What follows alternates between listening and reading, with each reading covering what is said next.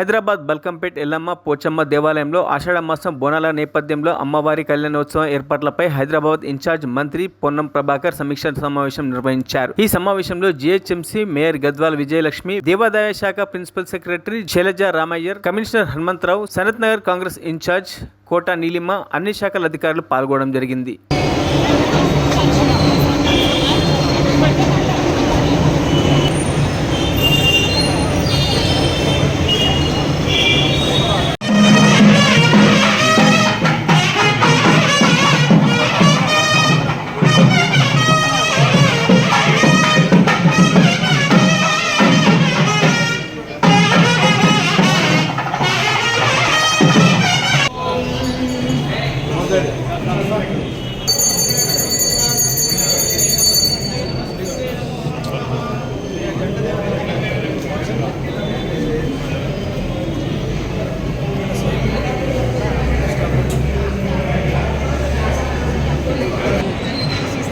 స్వాగతం సుస్వాగతం.